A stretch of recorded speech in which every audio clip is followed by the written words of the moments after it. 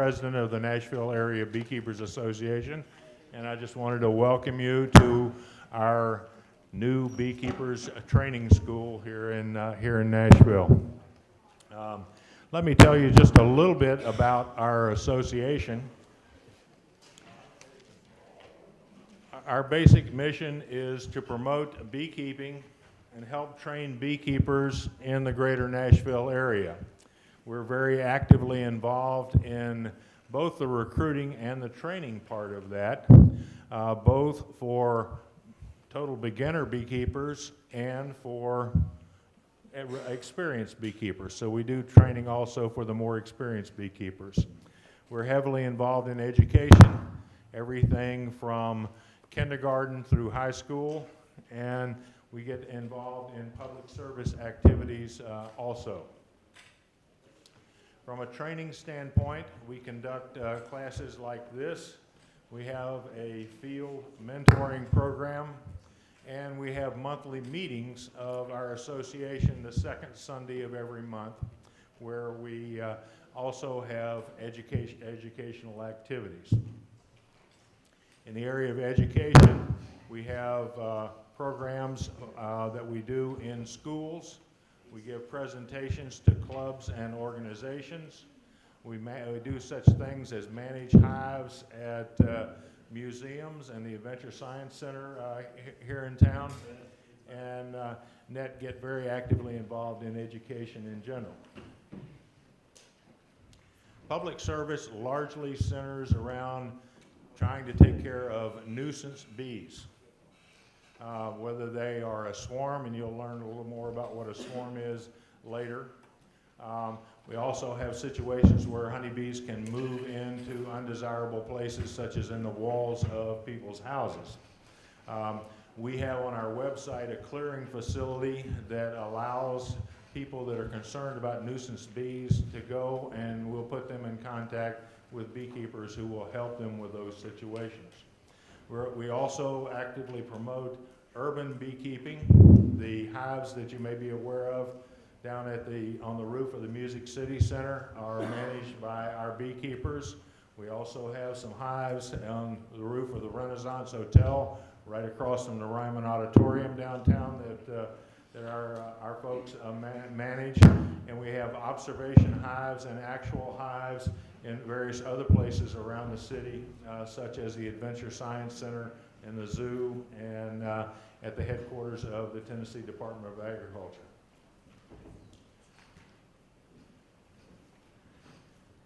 What we're about here today is trying to give you a basic familiarization with beekeeping. We're not going to make you an expert beekeeper. We're going to try to give you enough information to be dangerous. We view this as just the first step in the start of the process, and we will have other activities that will follow this one, including a refresher course in the spring, and we have a full-blown mentoring program that we use to help give people some hands-on experience with beekeeping, supervised by some of our more experienced beekeepers. That will begin in the spring. But we want to give you enough information, sufficient information to get started. Just very briefly, we do surveys periodically, and we're going to have a survey for y'all to fill out about what you think about this school. But I just thought it's curious, just take a second and scan those reasons that you see up there coming out of our current member survey. These were some of the reasons that people gave for keeping bees. I think all of those are very valid reasons, and I suspect that most of you here today are here for that same reasons. All right, let's get started. We have 10 classes for you this evening and continuing into tomorrow. And what we would hope is that if you're a brand new beginner, we'll give you enough information to decide whether you would like to keep bees or not.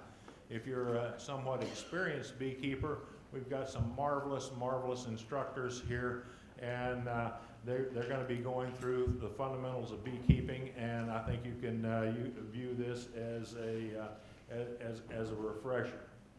So without further ado, let me introduce our first speaker, and it's a biggie, Mike Studer.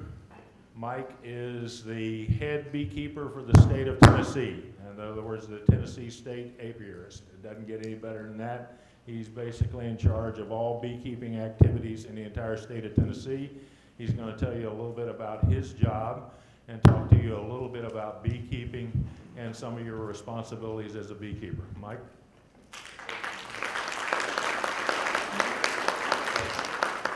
Can y'all hear me okay? Okay. You can't tell us going out from here. First of all, yeah, I work for the Tennessee Department of Agriculture. I'm the state regulator for honeybees and anything honeybee related. The first thing that you need to know, there are laws for beekeeping. The main one is you have to register your colonies, register all your apiaries. If there's some of my business cards out here at the registration desk, you can pick one up if you didn't get one already. If there's not any left out there when you guys get done, you can find me at tennessee.gov. Just search honeybees or apiary, and it'll take you to my website. There's a PDF form there that you can fill out your registration on. Anything to do with bees is free, okay? It doesn't cost you anything to register. It does cost you if you don't register, okay? It's a $500 fine for not registering, okay? Things it helps you with if you register. One, if somebody gets stung, you're not liable unless you're doing a torturous act. So unless you're out there kicking your beehives around, throwing stuff at people, you're fine. If somebody comes on your property and knocks one of your colonies over and gets stung, you're fine. One of your neighbors gets stung in their backyard, you're fine. You're not liable for lawsuit. The state law was passed in 2011. So that protects you that way. Also, you can keep bees anywhere in the state of Tennessee. No city, county, or municipality can prohibit the keeping of bees unless it's through their zoning, which I'm working with several cities right now. Gallatin, Brentwood, and the town of Farragut over in East Tennessee. I'm working with right now to get their zoning things changed so people can keep bees all over the state. And the main reason we want people keeping bees in town is because of Africanized bees. I just killed a colony yesterday down near the Alabama state line. It hasn't hit the news yet because we haven't publicized it yet, but yeah, it's the second time we've had them in Tennessee. Last time was in 2012, and that was over in East Tennessee. But the colony is dead, and I'll be trapping the whole area for the next year to make sure there's no more of them left. We don't want Africanized bees in the state of Tennessee.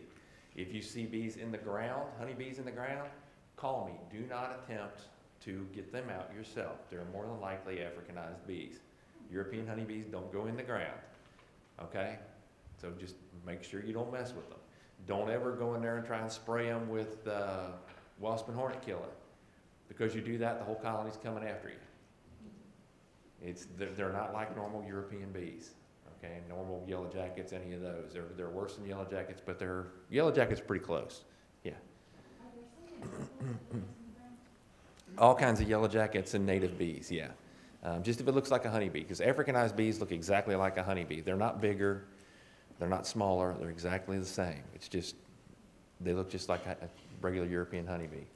Other things you need to know if you're producing honey, if you're producing more than 150 gallons, you need to have a certified honey house. Now, anybody in here got more than 30 colonies? No? Okay, you don't have to worry about that, okay? And the reason they did that is because beekeepers don't normally make a whole lot of money off of their honey. You know, if you sell honey, don't sell it cheap. It needs to go for at least $6 a pound. That's what the going rate is right now. But it's put that way so that if you're selling occasionally, you're not selling mass quantities. You don't have to pay the fees to get your honey house inspected, as long as you do everything in a clean manner. So that's one of the other things you need to know. If you're buying bees or selling bees, they have to have a permit. They should have a permit with them. So you have a little green sticker that comes on if they're coming from Tennessee. If you're moving them, you have to have them inspected before they're moved. And that's all to help prevent the spread of American foul brood, which is the worst disease that we've got in the country right now. We've got other problems. You know, everybody hears about CCD and everybody hears about the mites and all that. Yeah, those are bad, but they're not as bad as American foul brood once it gets going. We have about 8 cases a year in the state of Tennessee out of 26,000 colonies. Right now, we're at about 1/3 the number of colonies we need to pollinate our crops efficiently. We should have about 86,000, and we've got 26,000. So everybody here needs to get some bees. But before you do that, I would recommend that you find a beekeeper with the Nashville area group, or if you're from another area around here where there's another association, that you find a local beekeeper and you go out with them and you work with them for as long as you can before you start. I recommend a year. Buy you a suit and go out and work with them for a year. Make sure it's something you want to do. Make sure it's something you want to really get into, because it's not a cheap hobby to get into. Everybody calls it a hobby. Well, hobbies eat money like it's cool. And with your registration, you get a unique registration number. I recommend putting that number on your colonies, on the outside and on the inside somewhere, because we've started to have people stealing beehives this year across the state. It's been a problem in other states for years. This year it popped up in Tennessee. We've had quite a few stolen. If you've got them somewhere where they're not close to your home where you can't watch them, I'd recommend getting you one of those little trail cams and putting the camera out there where if somebody's driving back in there to get them, you're going to get their license plate going one way or the other. We actually had some stolen down here in Spring Hill right out of somebody's backyard. They came in a four-wheeler in the middle of the night and picked them up. I'm talking from here to that wall away from their back door. So people are pretty brazen about that kind of stuff. You've ever got any problems, ever think you got a disease problem, or you're just having issues with your colonies, give me a call. I will try and get to you as fast as I can, but I'm the only one in the state of Tennessee. I cover it from Mountain City to Memphis, so you never know where I'm going to be or whether I'm going to have a cell phone signal. If you need me urgently, text my cell phone, okay? Send me a text message. Emails work good. Right now I've got about 8,000 emails that I haven't looked at from this week. So, that's what I'll do. Usually on Mondays, that's what I do all day long, is I return phone calls and answer emails. And most of the time, I don't even catch up with where I should be. Can you give us those numbers? It's on my business card out there. I can give it to you. My cell phone is 615-517-4451. And my email is mike.studer, that's STUDER, @tn.gov.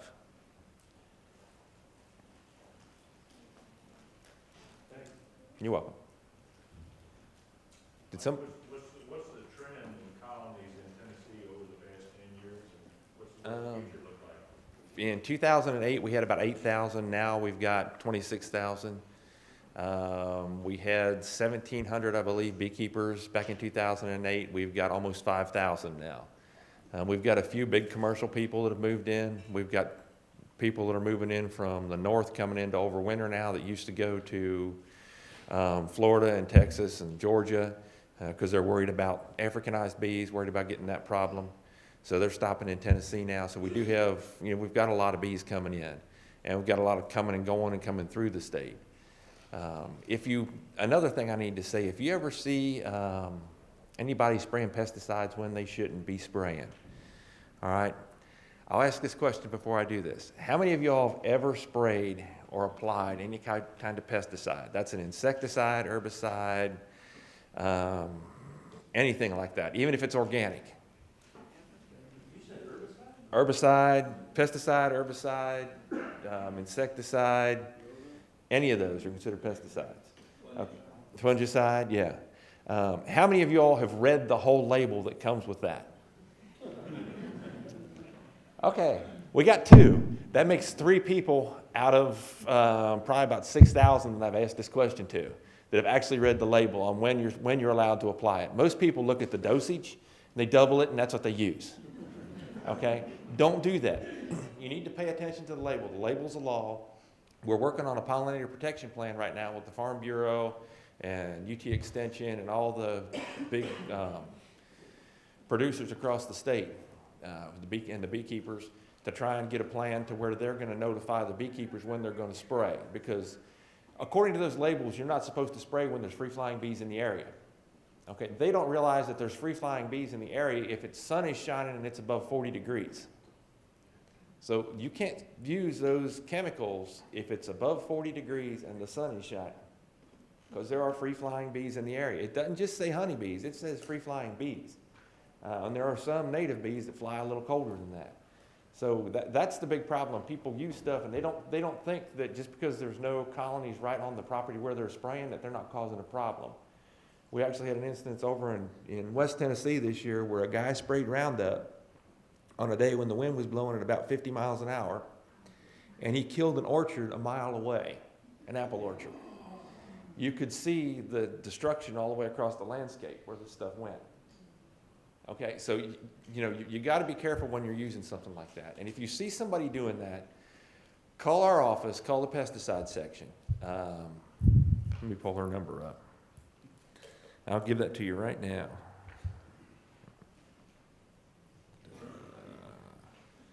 And let them know that somebody's doing it. If you can, get a video or a picture of them showing what they're doing and when they're doing it.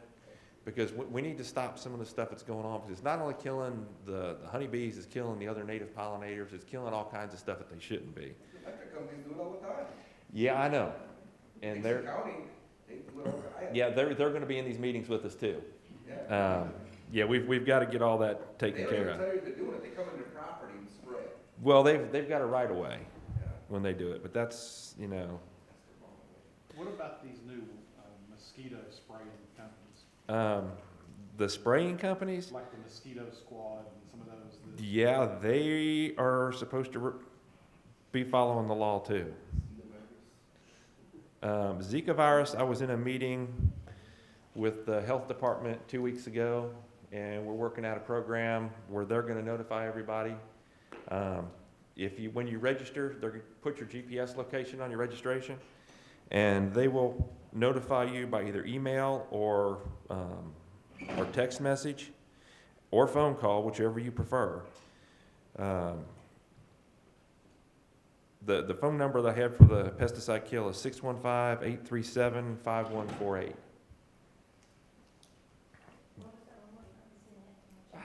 Yeah. 615-837-5148. Had to put my glasses on because I'm blind. But the Zika, yeah, that was a big concern when South Carolina killed all the bees and when Florida killed all the bees.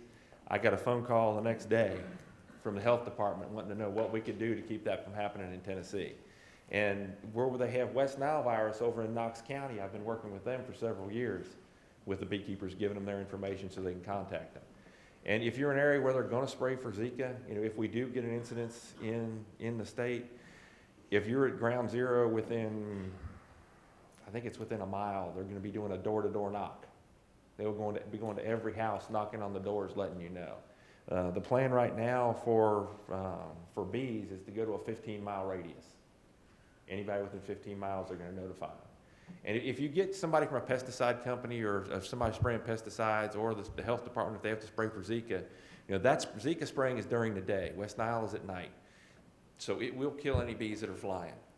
But if you get a notice from anybody, the best thing to do is to seal your bees in the night before and leave them locked up for 24 hours. Now that means that they've got to have a screen on the front where they can get airflow. And you may need to put water in there for them. You may need to put a Boardman feeder in there in the entrance to give them water so that they can have water to keep their colony cool. So I mean that's one of the big things you have to do. It'll keep your bees alive, keep them from dying on you. Do you have a question up there, ma'am? That was the question. Oh, okay. How about 1 to 1 sugar strip, would that suffice for water? No, water. Yeah, when they're hot, they consume a lot of water. On the hot days like we've had in August and September, they were actually consuming more water than they were sugar to try and keep the colony cool because they air condition that. They keep it. I worked at UT and we put temperature sensors in several different locations in colonies, and we had them in 50 colonies for 3 years. The brood area is always at 94.5 degrees. I don't care if it's 100 degrees outside or it's minus 20. It's 94.5 degrees right in the brood. Wherever the brood is, that's where they got it.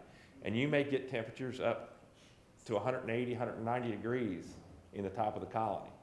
So if you don't have ventilation, they can't ventilate it and keep that down.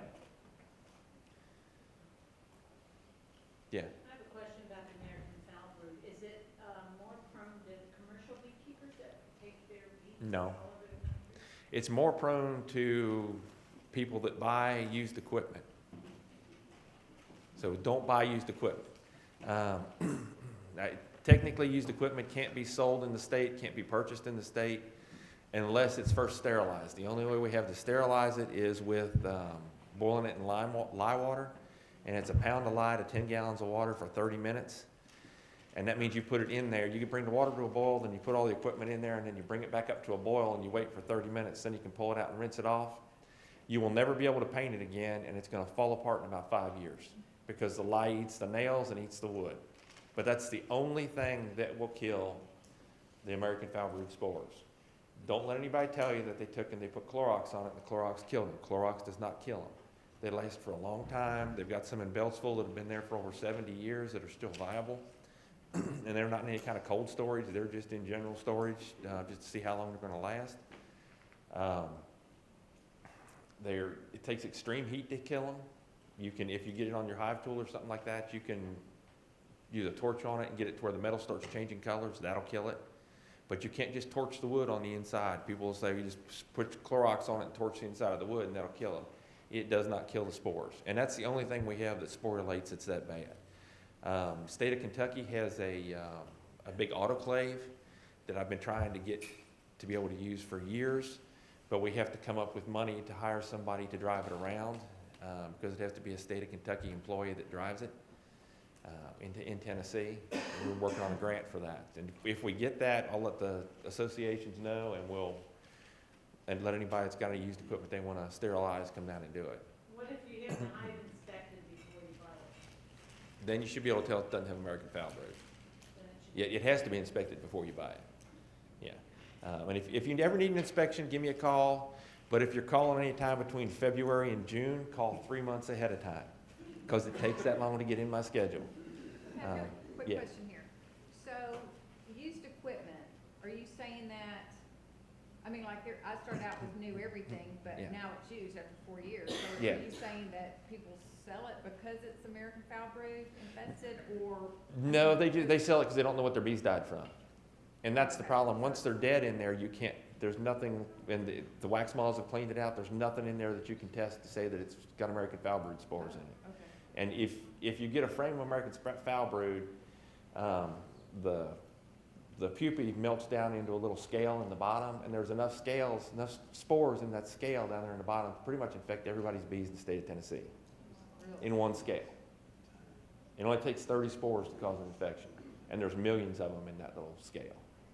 But, so it doesn't have to come from I mean, how would a hive get it if it's never, if it's You can brand new as you always can been? pick it up from the most common way is from bees dying out from it near you. We had an instance over in East Tennessee probably about 6 or 7 years ago, where I had a new beekeeper that he bought, started out all brand new stuff, all brand new bees, all brand new equipment, 6 colonies. All 6 of them came down with American foul brood all of a sudden, about 2 months after he got them. And I went and I started looking, and there's a lot of beekeepers in the area where he lived, but none of them had bees at their house. And finally, one of them said, well, you can't have bees here because if you have bees here, you get American foul brood. And he said, and the place it's coming from, he said, there's an old building down here that's got it in the wall. He said, there's bees there every spring, and then they die out, and any bees around come in and rob it out. Because bees will go back to a place where bees have been. And what happens if they got American foul brood in there, every time they build up, all of a sudden they'll get American foul brood out again, and they'll die, and all the bees will come and rob them out, and another swarm will come in. And I went and got rid of that building. So my bees could go to a place that had American foul brood, Yeah. come back into the hive and infest it. Any colony that dies between 5 and 8 miles from you, your bees are going to go rob it out. Okay. The old distance that they had was 5 miles. Now they're saying they'll fly 8 miles to go do that. So, I mean, that's a long distance. And, you know, you think about spraying, it's not just somebody spraying right next to you, it's somebody spraying within 5 to 8 miles of you. So, pesticide kills like that are hard to figure out. What we have in the past, had one up in Greene County that had a queen breeder that all of his field force died out, disappeared. And we knew it was a pesticide kill. The day before, he had a real good flight, and the next day there was no field force. So, you know, his field bees were all dead. So I went up and started looking, and I found another guy about 3 miles from him whose bees were all dead, the whole colonies. I mean, we're talking piles of dead bees this high up in front of the colonies, just big mounds. And what we ended up finding was somebody that had a sweet corn crop where the Japanese beetles were eating the silks off of it, and he went out in the middle of the afternoon and sprayed it.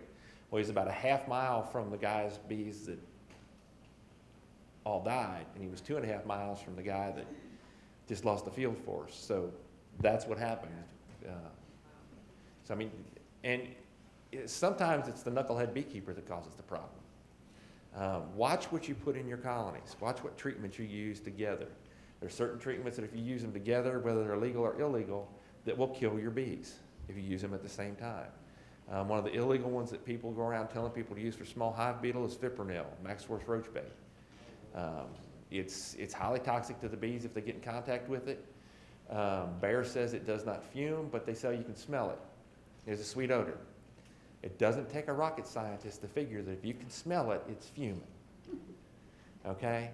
But the thing that they do, the beekeepers have messed up, is they've had those in their colonies, and I've had calls, well, I lost all my bees. Well, what'd you treat with them? Nothing. And you go out there and you look through everything, and you get to the last one, and I find fipronil and formic acid in there.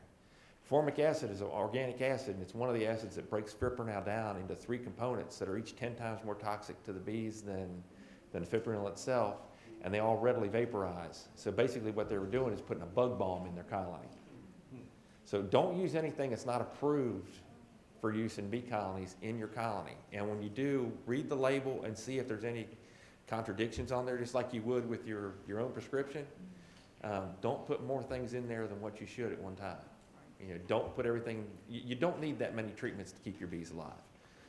Look and see if you got the problem. If you don't have the problem, don't treat for it. And these guys will show you how to do all that. Yeah.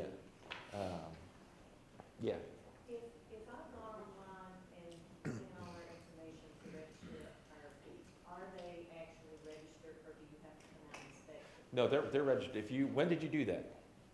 Back in the spring, You haven't got a letter yet? no. You need to send me an email. When you go online and do it, they were supposed to have a whole new system online for me September 17th, but they came to me the 15th and told me that they were switching the state system again, so it's put on hold. But the one that's there right now is a PDF form, and you pull the form up and you can type everything in it. Don't save it before you send it. If you do, it sends a blank form. Okay? There's no data on it. It doesn't look like the form that you sent when you send it. When you hit submit by email, it's going to open up a little window that asks what kind of email you have, whether you have a system email like Outlook, or whether you have a web-based email like Hotmail or Gmail or Yahoo or one of those. When you click on that and hit OK, it'll pull your email up, and you'll see an attachment on there that's got an XLM file, and that's the file that needs to come in to go into the system. If it doesn't do that, it didn't work. Okay? Do you remember if it did that on yours? We just printed it off because. Oh, you printed it and mailed it, and you still haven't gotten anything? Same with me. Same with me. I've never gotten anything. Okay, shoot me an email, and I'll look you up and make sure. Yeah, it took a long time until we got the new secretary. We just hired one about a month ago, so it's been going real quick since she's got everything caught up. So you should have received one unless they've come back in the mail or they got eaten in Nashville in the state post office, which is a distinct possibility. But if it's not there, we'll figure it out. Okay? Yeah. Quick question on that, registration form. You asked for latitude and longitude, Yeah. and for most people, we just don't have that in our back pocket. Do you have a quick, spot we could go to? Because that kind of information would be nice to have when you sit down to fill out your Yeah. registration. Do you have a smartphone? Is that a smartphone? Yeah. Yeah, it's real smart. You can get a longitude and latitude app on there. You can also go into Google Earth, Well, and it'll show you Google Earth. If you click on your spot where you are, it'll show you down there. I think it's at the bottom on the phone what it is.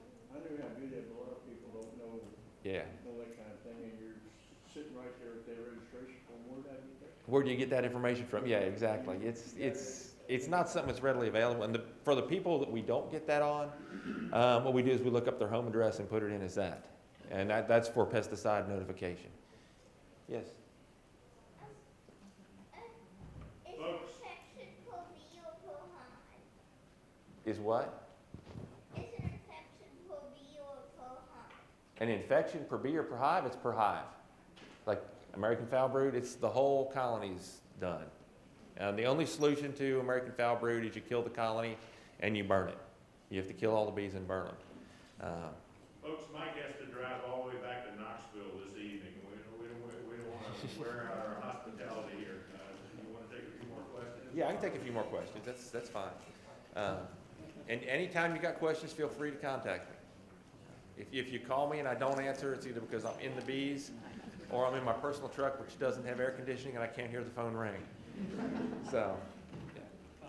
Do you need to register when you're putting the hive together, or just register when you get the bees into the hive? Within 30 days of getting the bees. But if you want to go ahead and do it, you know you're going to get them, go ahead and register your site now. And once your site's registered, it's registered for 3 years, and then you update every 3 years. Whatever you do, don't keep sending in a new registration. If all the bees are in the same location, and you start out with 2, and then you split them and you got 4, and then you split them and you got 8, don't keep sending registrations in, because that really bogs the poor girl down putting these in. Because when I do the re-registration things, I do it 4 times a year, and I'll send probably about 600 or 700 out at a time. And they all pretty much come in at the same time, so you gotta sit there and manually enter them all. Yeah. Yeah, so I have a registered apiary, and I can see that there's pesticide trucks going around in my neighborhood. So how are they following the rules? Basically, they're not. If you see them spraying stuff, call the pesticide line. Okay, so even that's not allowed, they should be checking where the. Well, pesticides are. as long as they're following the label, they're okay. Okay, As long as they're not spraying anything off label, they're fine. But if you look at the way most of them work during the day, yes, and they're doing things that they probably shouldn't be doing. And now some of them aren't labeled, that's labeled saying that you can't spray them with free-flying bees. It's like Roundup. Roundup will kill bees if it hits them, but once it's dry, it's fine. Most of the chemicals, that are sprayed, the spray chemicals are less toxic to the bees than the dusts. And the microencapsulated stuff is the same as a dust. So if you're getting something to put on something, or somebody's wanting to know what's least toxic to dust, it's a spray that's not microencapsulated. Because the microencapsulated stuff, they pick up like pollen, just like they do the dust. They'll pick it up like pollen, they'll take it back to the colony, it kills the whole colony. But most of the stuff, once it's dry, it's okay. And we had I had a woman this spring called me up complaining about her neighbor, and she didn't want to file a complaint on him, but he's an organic farmer, and he sprayed his hayfield to kill yellowtop with 2,4-D. He's a certified organic farm.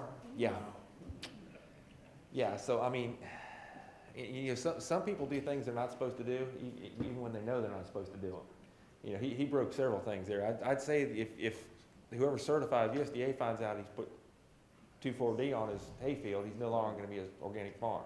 And you can't have organic honey in the United States, okay? You can have naturally sourced or naturally raised honey, naturally produced, but it can't be organic because there's nowhere in the United States, Canada, Mexico, anywhere that you can go in a 16-mile in diameter circle around you and find a place that somebody hasn't sprayed or put something in the past 7 years. So if you want to, don't try and sell your honey as organic. Tell people if you don't use any chemicals in it, say you don't use any chemicals in it, that they're naturally raised. And I like seeing people do that and do things as natural as possible. Use the least amount of hard chemicals that you can. But use stuff that's legal. Anybody else? How about a big Okay. hand for our state beekeepers?